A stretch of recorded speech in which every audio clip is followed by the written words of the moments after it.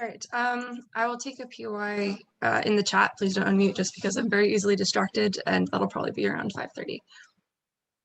Starting in 3, 2, 1. Briefly, some modeling before I get into the frame for this debate. I think what we are going to do in terms of these requirements is extend them to pretty much every position within all these firms as the motion requires us to. This likely doesn't include the CEO or the insanely upper management individuals, but we're happy to have like board requirements for some individuals would need to be from places where they don't have a degree. I think employers can have different pay amounts between the two groups insofar as one might be higher skilled initially, so it might be like less money to put into them if they have some degree of training, but we think that these pay gaps must be somewhat comparable, so we're not just going to be hiring people at an insanely different pay rate compared to those that already have degrees.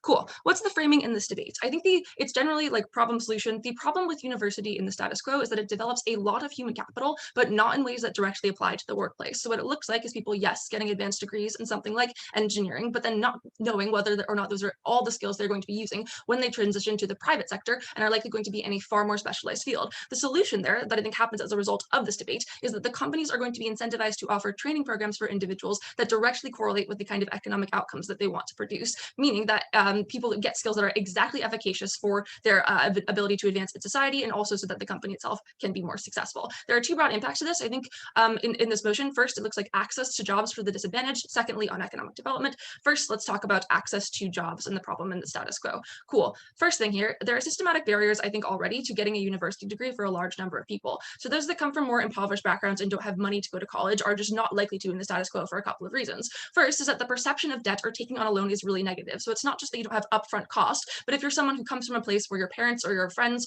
aren't people that are going to college, you don't see it as being a valuable thing, even in a marketplace that is catered towards saying you need a degree to succeed. So if you don't know people that have gone to uni, you don't see this as valuable, you don't opt to get a degree even if you could, meaning you're not able to compete in a marketplace of people who just all have those degrees, whether or not they're actually efficacious in the job market. Secondly, it looks like being able to allocate capital towards things like extracurriculars, to be able to pay a lot of money for like expensive prep tests. That means people can actually get into a university that will be helpful for them in the job force. This means that people from underprivileged backgrounds are locked into this in the status quo. The third one is just having advice on where to apply, a knowledge of the field of what kind of thing you'd likely to be going into. Individuals who don't have that in the status quo, those that don't have as much capital, are always going to be locked out of these kind of things, meaning individuals in the status quo are more likely to self-select out of university because of the fact that it's not seen as important to them. And these individuals, therefore, are locked out of the ability to actually get meaningful employment, to have a career path, to accumulate wealth, like be able to like buy a house or provide for their family into the long term. The short-term solution, I think, is pretty awesome. It means that those individuals who are probably going to be talented to some extent, who have some degree of intelligence, who could have done well, now have the ability to get that economic advancement and are not blocked out because of decisions they made when they were younger.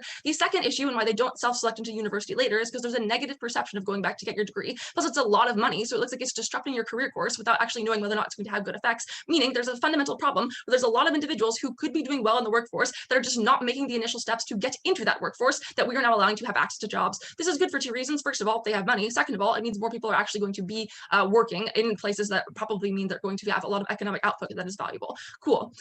What are the problems in the status quo with regards to college? I think people get degrees that aren't actually useful because they see it as necessary to get a job. So people, if they're like coming from a middle class or an upper class background who know that they can go to university, who are interfacing with those that tell them that they could, do not really see it as being something that they immediately know what they're going to like get out of it.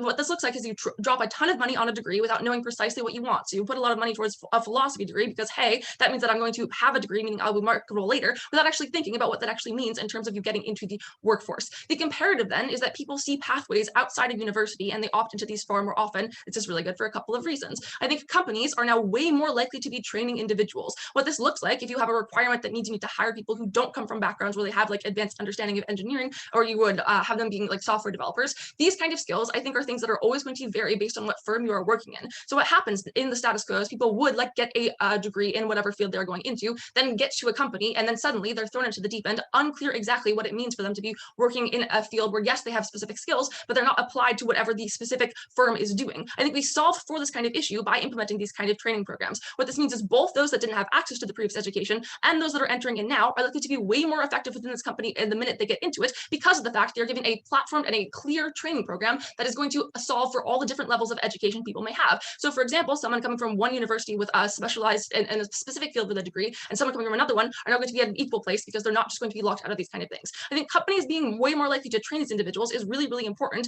just because it means that they're able to have better outcomes immediately. So those that would be getting a degree already and then not know what to do with it now have a clear pathway to progression because they've gone into an entry-level position where they know what their next career move is going to be. The second thing that this looks like is people self-selecting into places that they know, where they know that their degree is going to immediately get them into a job. So it looks like people going into trade schools, for example, more often, getting specialization, opting into immediately going into an apprenticeship because they know making those kind of connections are the kind of things that mean they're going to be more successful into the future. So for example, if you go to get a degree in business in the status quo, now that individual is more likely to go and get a internship working for that business, meaning they're one, making connections earlier, secondly, learning those skills faster, meaning they're better equipped to enter into the workforce when they would be doing this otherwise on opposition side, except it just takes them more time and they're not fully clear what they want, and they're not learning the direct skills that actually apply to the workforce, because there is always some degree of separation between university and what you are actually doing once you get out of it. Before I go on, I'll take PY from CO. Go ahead. If degrees are basically useless, why do companies hire based on them? I don't think we're not talking about degrees being basically useless in this debate. I think it's true that they do give some degree of skills. The issue though is that it's not. The issue though is that we still have the ability to train people into those skills in the status quo. Sure, some people may be coming from a better background when they go to university, but this is not a prerequisite for the vast majority of careers. So someone in marketing or whatever who needs to learn how to like make advertisements doesn't need a 4-year degree in that kind of a thing. It's likely something they can learn over a few months, but the norm of university means that these individuals are doing that instead, wasting that time, wasting those resources, which is bad. The long-term impacting of this, I think, is really important for the same reason that impoverished individuals are more likely to be self-selecting, are more likely to be able to have economic advancement. It means that we're probably going to solve for a lot of the issues that block them out of being able to make money in the long term. What does it mean to be someone who has, I think the main problem is that those who already have money, who go to college more quickly and more readily, are already networking with individuals from an earlier age. So people are able to get their children into a good school because they have connections at work that know these kind of things. Now we have individuals from impoverished backgrounds more likely to be those that are severely underprivileged, for example, like Black individuals in America, who now are in advanced fields where they're talking to people, making friends, with the ability to network, to put their children into those same kind of positions later on, to be able to get them a good apprenticeship or be able to get them into a better field, which means those individuals are also more able to get more capital into the future. I think this is really, really good for the ability for individuals who are systematically blocked out of being able to accumulate that wealth to actually have that kind of change. And insofar as like it's probably very important for them to be able to get out of poverty, I think we solve for that better on our side. So for two reasons, just that people have more money and you're able to train a broader base of people, more individuals have higher paying jobs now. I think the economy is just likely to be better off overall because people are better suited to the industry they are in. They have training that's specifically suited for it at the same time as those who would not have a pathway to have a career now do. For all these reasons, proud to propose.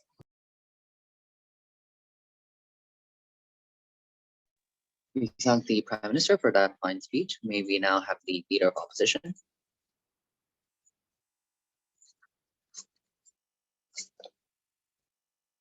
Okay, can everybody hear me fine? Yep, you're audible. All right.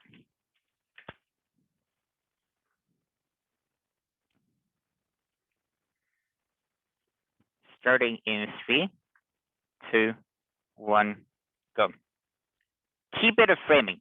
Companies are smart. Billions of dollars rides in them being more successful than their peers.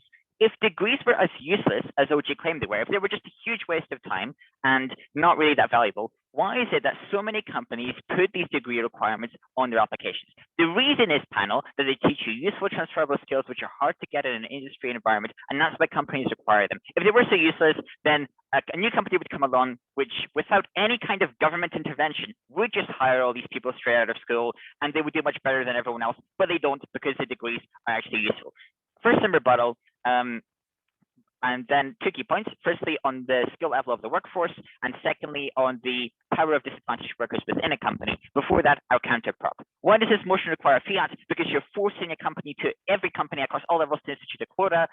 This uses a lot of political capital because it's very interventionist in the economy. I think this gives us a lot of capital on opening opposition to use also. What are we going to use it on? Well, firstly, we think that companies should be working with departments to advise on which skills are most relevant for them. I think they do this already. They often already sponsor university departments and societies, but also we can pour that political capital into government government bursaries, government scholarships to get people into university to make it more accessible. We can focus that on the most useful degrees.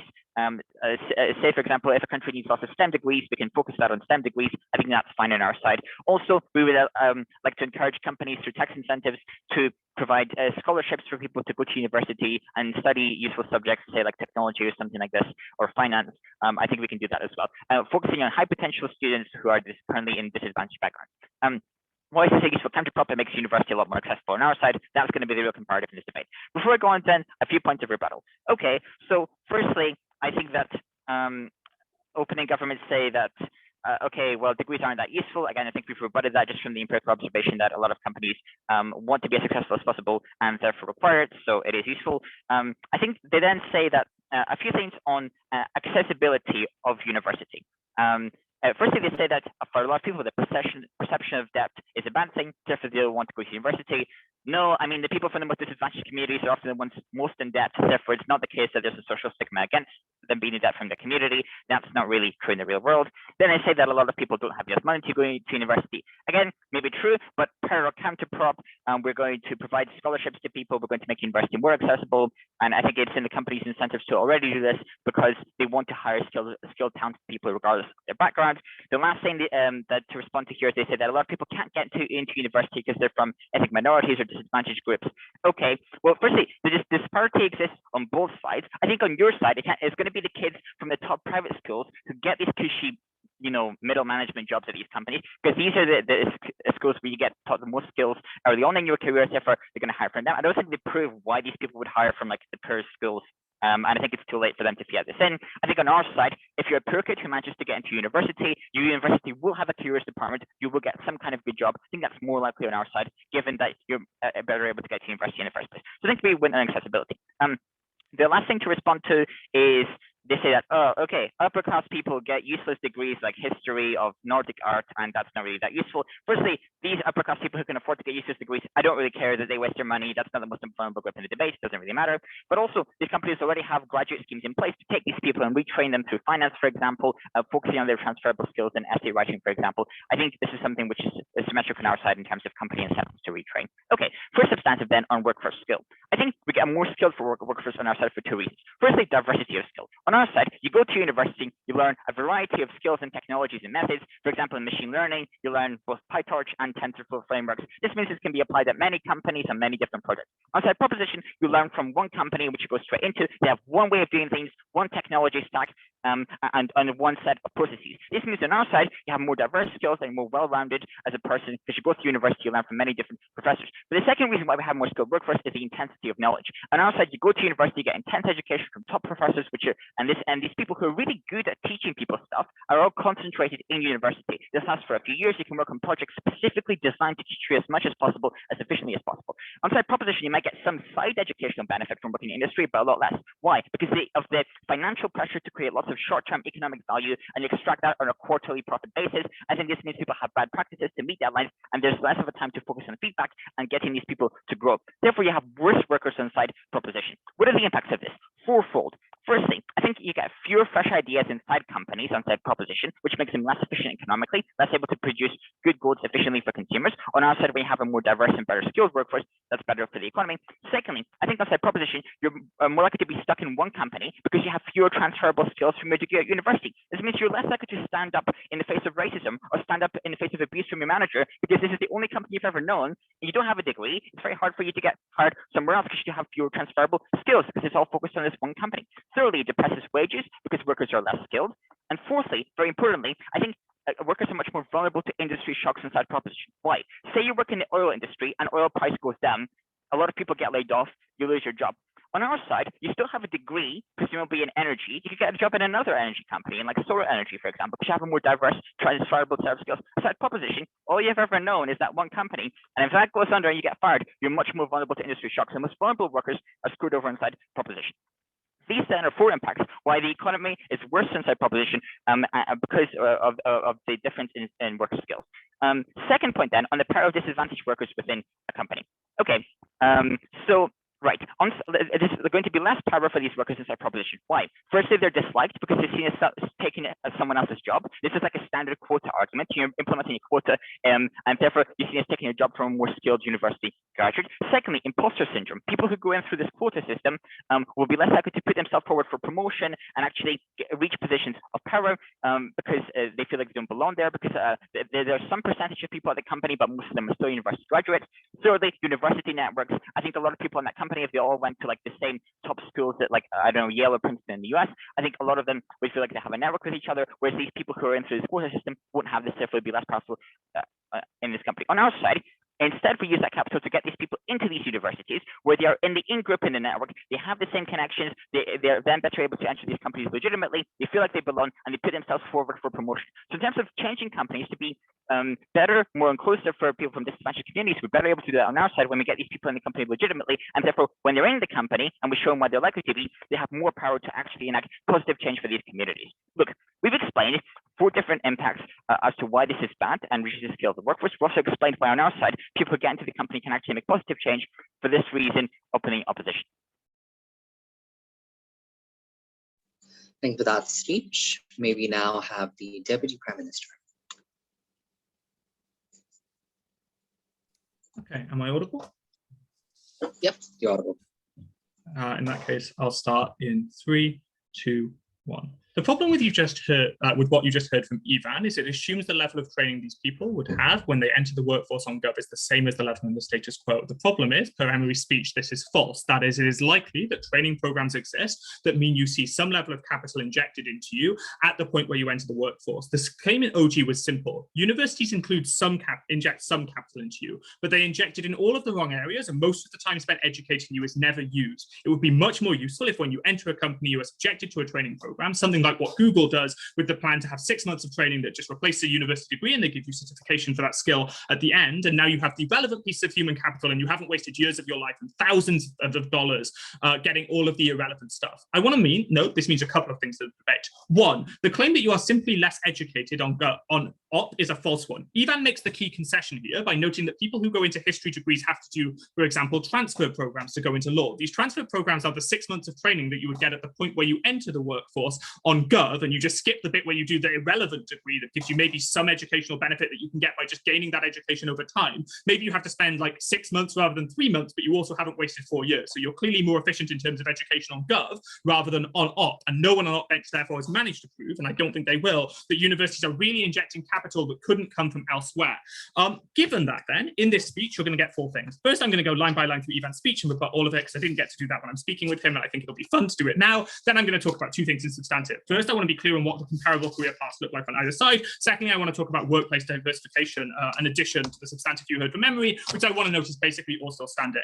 The first thing I want to note then on the opening opposition case is as follows. I don't think they can counterprop the things that they do for broadly 2 reasons. One, political capital is separate from between the economy and between education. That is, people are willing to vote for parties that do both things. Notice nothing in the opening opposition counterprop was mutually exclusive, and the current judge manual says that non-mutually exclusive counterprops are illegitimate. Given that these sources of political capital come from different areas, you can't even say there is a trade-off in political capital going on there, and therefore opening opposition literally can't counterprop this. Secondly, though, notice they counterprop like 10 different things. This clearly needs more political capital than they've got. I'll be generous to them. What they can do is maybe have, I don't know, student loans, the thing that exists in the status quo. Note, though, that this doesn't, in UK at least, and they get that in every country. Note, this doesn't deal with Emery's mechanism for perceptions of taking on debt, and therefore I don't think they can also fix everything else. And by the way, you had to pick one in OO, so Chris, you can't fucking fix this. Let's go through the rest of the OO case then. First, let's talk about companies are smart, so they must be doing something right in the status quo.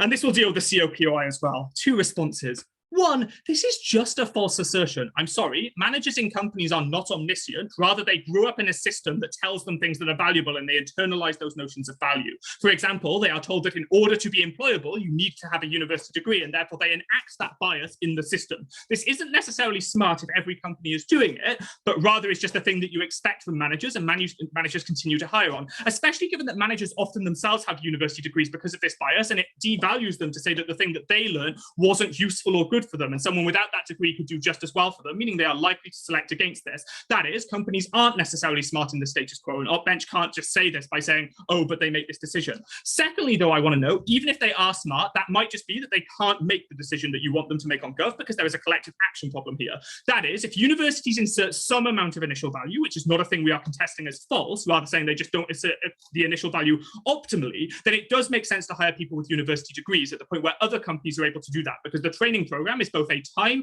and monetary cost that other companies don't have to invest in as much, and therefore it makes sense to hire people with university degrees, even if that is ultimately inefficient for the economy, because in comparison to your competition, it makes sense at the point where you're not all forced to do something else. The point is then, this collective action problem is the thing that is overcome on Gov, and so whilst companies might be smart or not, they literally, the smart path is a bad one, and we are giving them the thing that lets their smart path be good instead. The next thing Ivan says is that like wealthy people are going to go to university, are going to go for all of the jobs that are going to the people without university degrees. I just really contest this. University degrees are still a status symbol. They have the capital to do so. I think these people still go to university. Equally, though, I think less wealthy people do go to university for less valuable degrees and have to transfer. That transfer is a cost on them, and also it takes away from their ability to make career progression at the point where they don't have relative degrees, and that is seen as a status signal. It would be better for them to be in career paths that train them for career progression initially. I'm going to argue later why this career progression is likely to happen.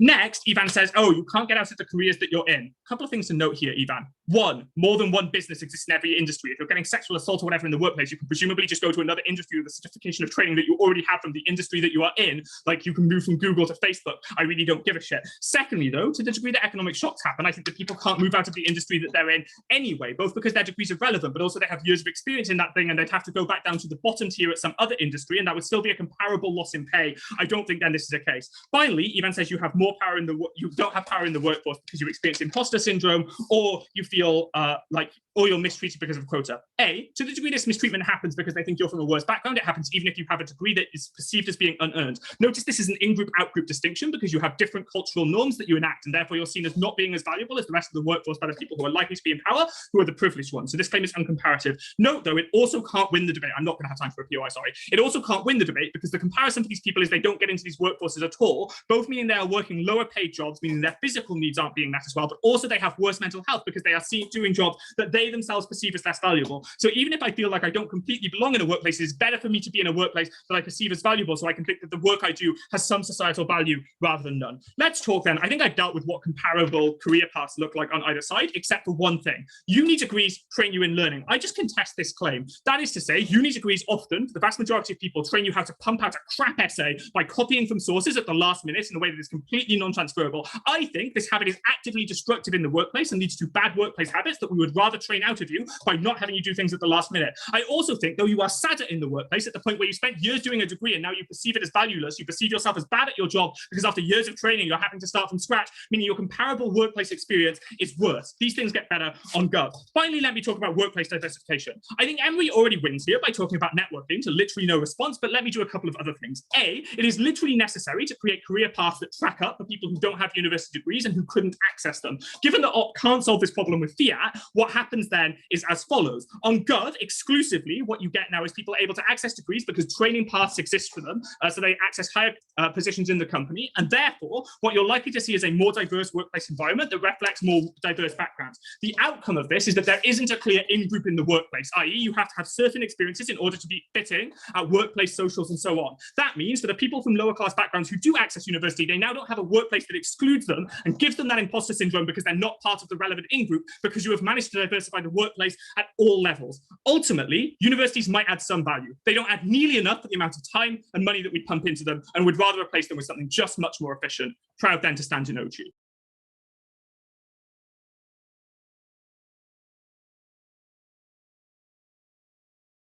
Thank you for that speech. May we now have the DLO to close off the upper half debate. Hi, can you hear me? Yep, you're audible.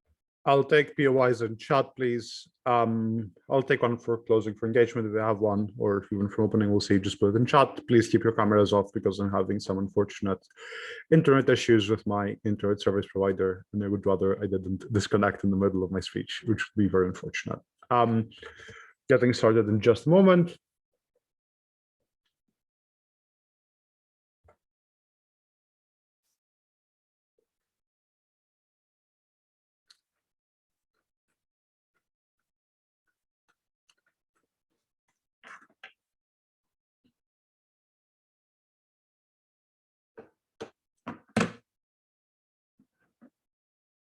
Okay, starting my speech in 3, 2, 1. Broadly, 3 things in this speech. First of all, I will address like the challenge we get to the counterprop. Then I'll deal with what we hear about how companies are likely to like promote these people and explain why they're just patently false. And thirdly, I'll just do some remaining rebuttal and explain why we're in the top half. First of all, in terms of the counterprop, what we hear in contention is the case that like the budget between economy and education tends to be separate, right? What I don't know if like here's that like the counterprop that even provided that you just provide more accessibility for these people to access higher education, to access positions within those companies. I.e., what that includes is like having these big companies provide scholarship schemes and possibilities for poorer students to either first of all, go into university so they can then be picked up, like the same way you have like placements and companies like literally groom students in order to be able to take those positions after. And I think that the idea is that to make them more accessible and more palatable for those students from poorer backgrounds by doing things like, going out and like campaigning, doing advertisement to show that this could be work they could be good at, especially if we're looking at like promising students from like working class backgrounds, right? I think that this is something that we have the power to counterprop. Note that what Gov have to stand by is basically restructuring the entire company and having to essentially change the way in which they hire people,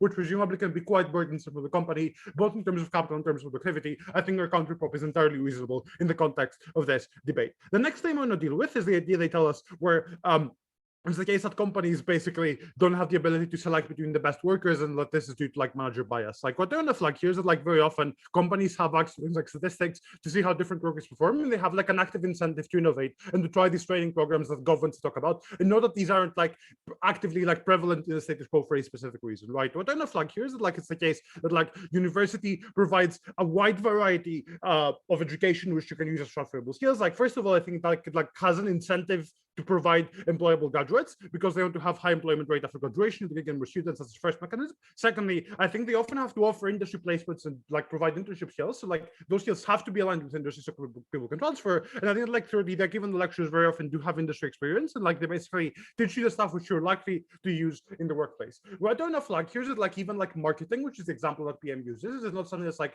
as easy as they might frame it. Like obviously I don't think that this is something that like people can easily conceptualize, but like these are very broad fields that have been getting studied for years to see what's the most efficient way in which, for example, you can market individuals. And therefore, I think that there are many ways that can be learned, many techniques, and there's a reason that university degrees take 4 years instead of 6 months. The only contention we get from this in OG is that they say that like, yeah, you just learn how to copy paste some sources. But what I notice is like universities evaluate you on your ability to critically process the information. You have to hand in things like, reports, do exams, like you are critically assessed. And this is something that employers fundamentally value. What I think is important then on our side is that we are able to send people from those poor backgrounds into those jobs and make it easier for them to be able to access them. Let me just deal with the other part of OG then, where they say that like people are not likely to access university in the status quo because they have a negative perception. What I notice that like first of all, the stuff they talk about expenses just won't apply in the case we want to talk about when we're able to like counter offer this sort of comparative pay. Secondly, I think that this is symmetric to the extent that you will have people like friends and the family pressuring you against wanting to access like those very like large companies because they don't think you'll be able to succeed as well there,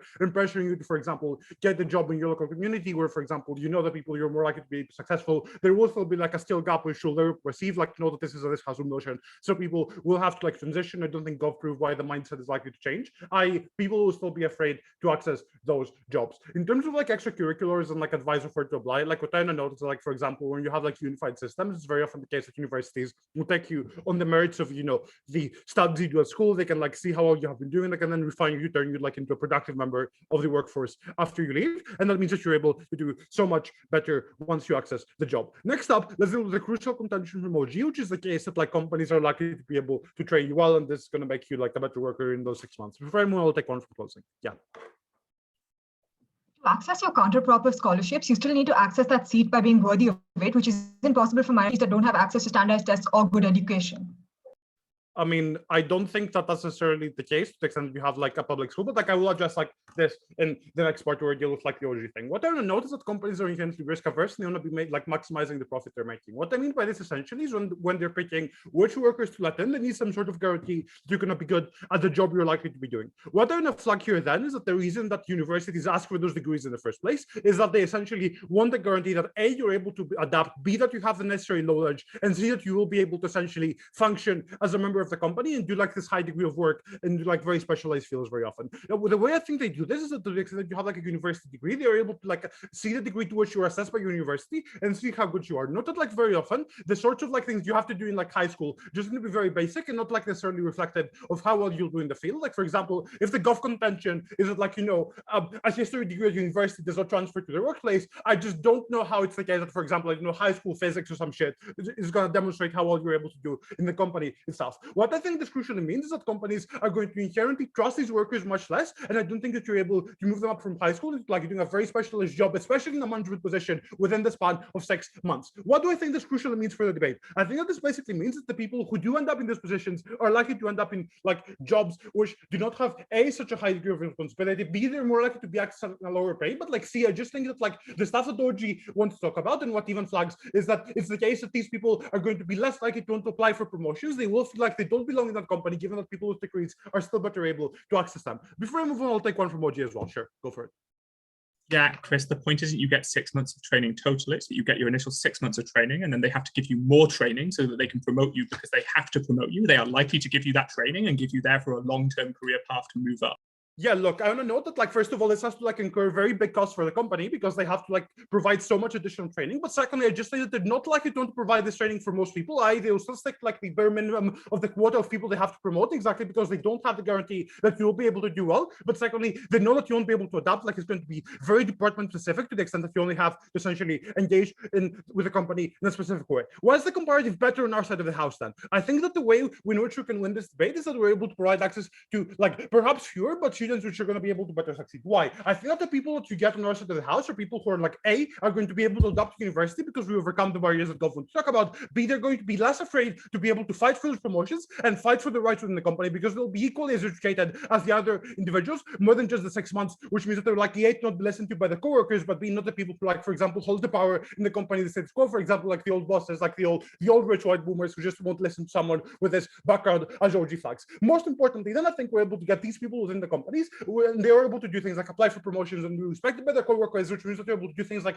change company policy to be more friendly for people from the same backgrounds, provide money back to our communities, help their children access those higher educations, access social mobility. Even if government is able to get more people in, we're able to access A, more efficacy for them to be able to access those promotions and to have like a better company structure, which is more important because it affects everyone and not just those one specific individual, but everyone in the company. Therefore, we're able to access a higher degree of change. And B, we show you why it's the case that, like, you know, we're just able to access more efficiency for the companies, and our university is good for these reasons. Vote opening a position. Thank you. Thank you for that speech. That ends the top half debate. Now for the lower half debate, may we have the member of Gov? Okay.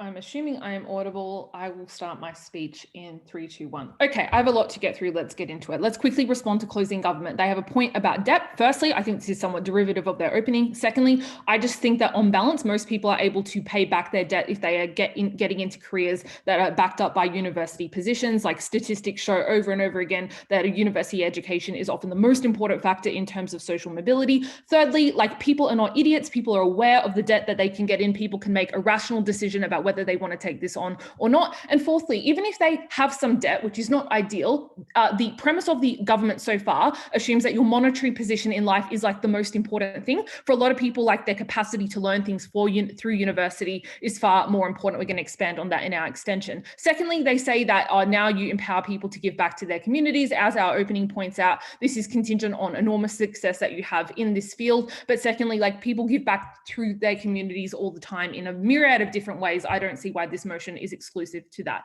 Okay, I want to address one outstanding thing from opening government, and the rest will kind of be integrated.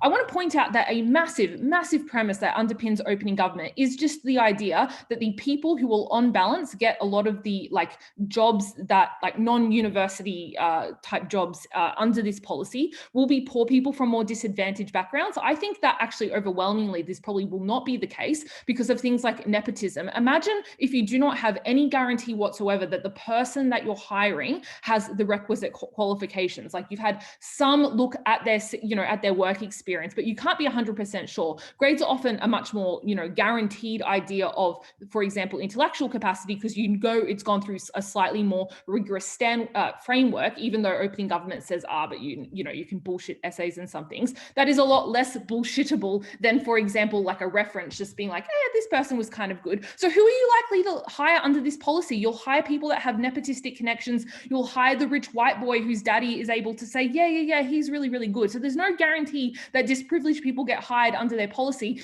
In fact, at the point where you've capped university placements, who do you think you're likely to hire from that university pool? You will hire the very privileged institutions that stand out on paper. You're probably locking out people who've gone through smaller and mid-tier universities, people that have gone through scholarships under their policy. So just challenging the premise, first of all, of opening government, they do not necessarily get the outcome that they want. I want to now explain the actual incentives of companies and the principle that underpins this and why this defeats all material from opposition in the round. I want to note that opening opposition just say, they hire degrees, companies hire people with degrees now. There must be a good reason for this. And also they just generally assert transferable skills. We're going to be far more nuanced than this.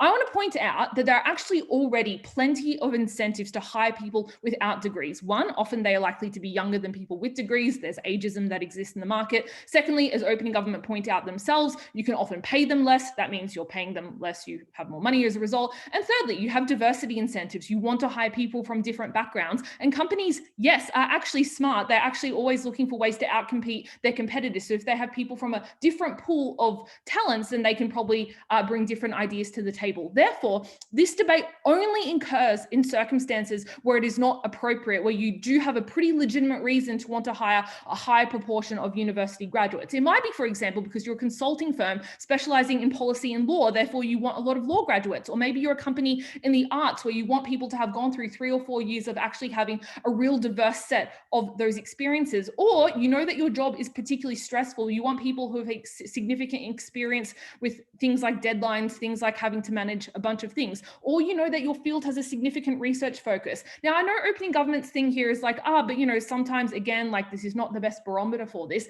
but often it is and given that companies have limited information, it is pretty reasonable then to want to have like a general idea of, a general aggregate of the skills that they're likely to hire. And opening government's claim here is also like, but you get on the job training, this is better. Like they already do this to some extent. Like, I don't know if anyone has a job here, but you get on the job training all the time. There's a reason though why this is capped and limited, because you only have so much time. You have deadlines, you have things to do.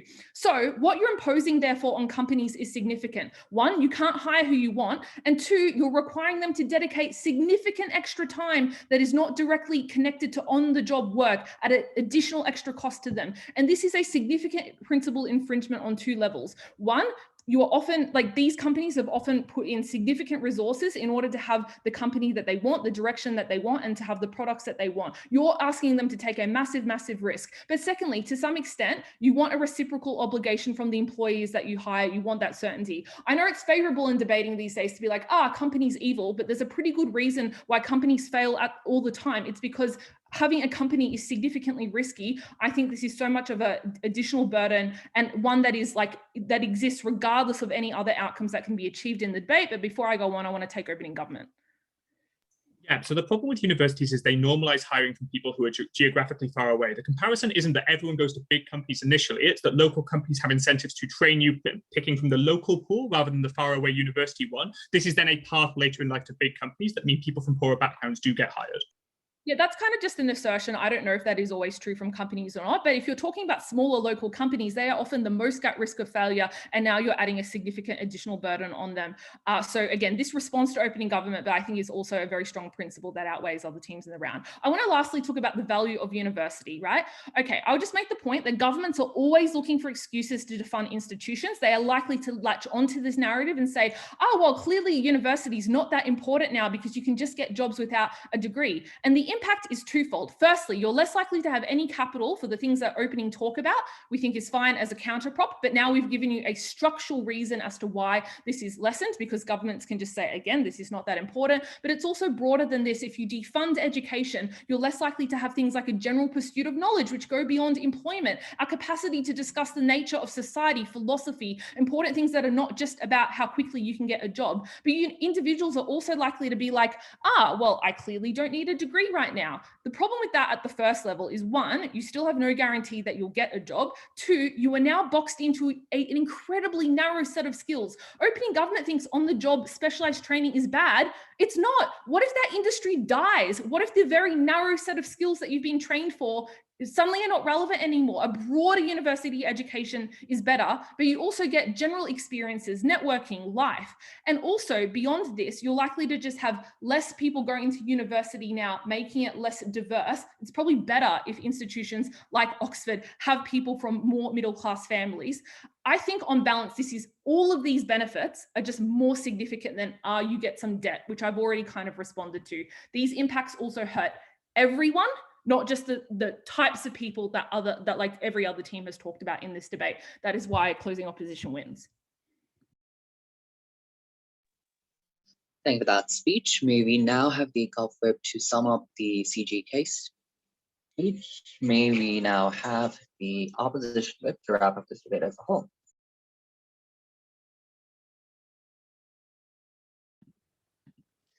Hello, am I audible? Yep. Cool. Give me 1 sec.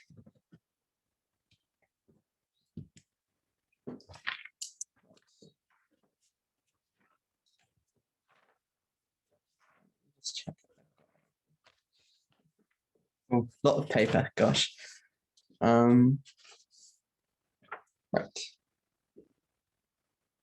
Cool.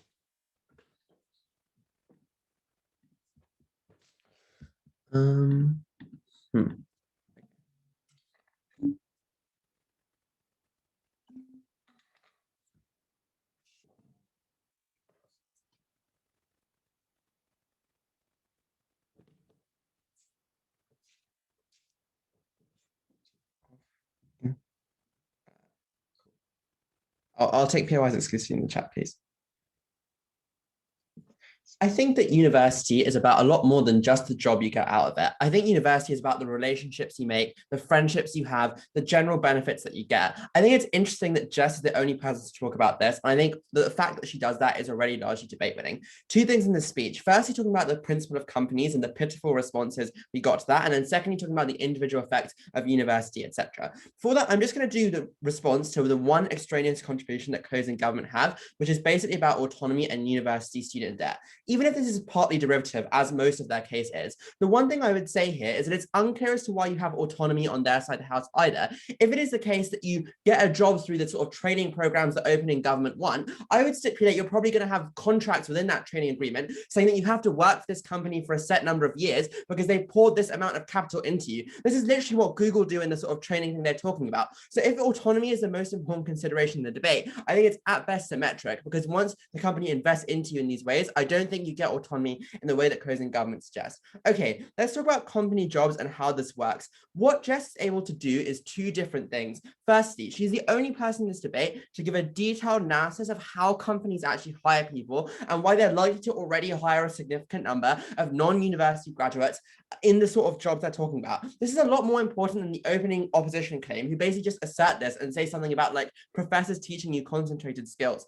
I think the one response that we get to this is a preemptive one from opening government, which is basically saying that universities buy into like the social perception of that companies buy into the social perception of universities being valuable. I don't think this makes sense, because I think that companies are the ones who set this narrative. That is to say that on their side, that, you know, companies like Google could essentially choose to say, go out openly, being like, oh, we only care about these skills and we don't actually need you to have a university degree. But the fact that Google emphasizes these university degrees is what gives those university degrees value. So I don't think they're vulnerable to the social perceptions as opening government say. There are other responses to say something about like local companies or whatever, but I think that these these are the local companies that are most at risk of folding, as Jess says, because they're the ones who are most like on the margins, and they're probably going to incur a significant additional cost, the point at which they have to engage in things such as training, etc. I think what this means then is that companies are likely to fold on their side of the house. The only response that we get to this from closing government is to say, oh no, it's not that bad when, you know, you're only hiring 5 workers.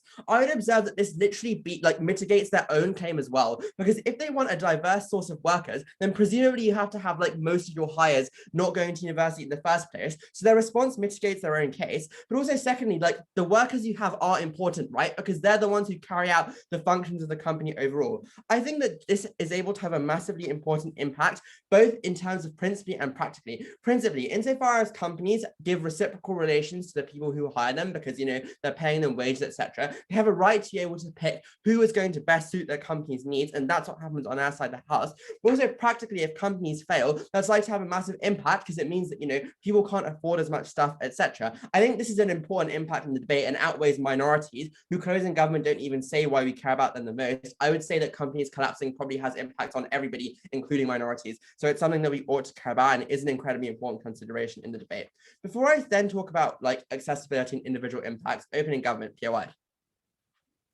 Yeah, people with important jobs who could actually make the company fail have training on either side since they're streamed up from lower tiers, and the cost of training scales with the company size. It's small relative to profits. This means all you have is the principle, which is the bizarre assertion companies should be able to make arbitrary choices, and has disgusting implications like no anti-discrimination. All we have isn't just the principle. We also have, as I said, like even if you're training to the same extent, I don't see why you would have this sort of, like, if that's true, then that means that the people you want don't get the most important jobs. This has to happen on every level, right? So I don't think training is the magic bullet that you think it is.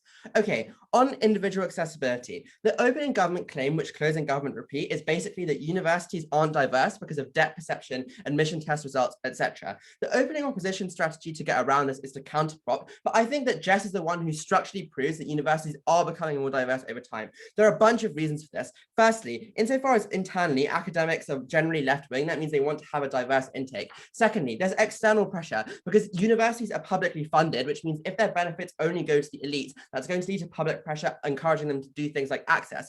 Thirdly, I think there are outreach programs which exist, which help to train people for the admissions test that they suggest. Fourthly, in perception, to flip their perception point, insofar as the university is seen as a perception to like an elite job, that means that parents are more willing to push their children in order to get into this university overall. So all of these things mean there are top-down and bottom-up forces. They encourage a diverse group of people to enter into university. The only other mechanism they have is about debt. But I would say that if university is seen as an important thing, which is like an elite ticket, and governments want as many people to get into this university as possible, I think that means that like student debt is likely to become a hot button political issue. Because if parents want their kids to get into university and they want the best thing for their kids, and they likely vote on this because, you know, they want their children to have better lives than they do, I think that means that governments like incredibly sorry. Hi, sorry, incredibly sorry. Could I pause the speaker for a second? My internet dropped exactly at the point at which you were going to discuss why universities have reasons to want to diversify their student body. That's exactly my internet drop. I'm so sorry. Okay, cool. So you didn't hear any of the stuff about academics being left wing or anything, right? Nope, I'm so sorry. That's chill. I know where I'm at now. So how much time do I have left?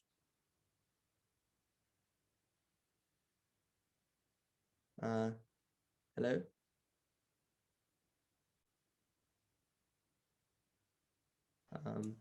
Should it try stop the timer at 5:10? But I don't know when your internet cut out. Yeah. I'll start again. 3, 2, 1. Yeah, I don't think you need to counterprop. I think that universities are diversifying anyway for 4 reasons. Firstly, because internally academics are more left-wing, so they want a diverse intake to challenge their views. Secondly, external pressure. Insofar as universities are publicly funded, they can't just hire the most elite, like Eton blokes. They need to hire general groups of people. Thirdly, universities engage in outreach programs to train people for admissions tests, etc. Fourthly, insofar as perception is that university is a really important thing to get to, that means that even middle class or poorer parents are willing to put everything into their child to ensure ensure they get into university in the first place. So that's why my university has the most diverse intake it's ever had in its history. And I think that's the trend we're seeing across the board. The only thing they have left other than this is to talk about debt. But I think that if university is seen as like an elite ticket, I think that means that parents are going to vote on the basis of ensuring that actually their child is able to get into university successfully because they want what's best for their child overall. And so I think that's likely to mean that insofar as this becomes an electorally important issue, governments are likely to pass policies that mean that student debt isn't particularly important. This is why in the UK you have student debt that doesn't apply until you earn over £30,000 a year, and interest rates are incredibly low. So I don't think that student debt is as much of a problem as they suggest. I think there are other exogenous reasons that mean that universities become a lot more diverse overall.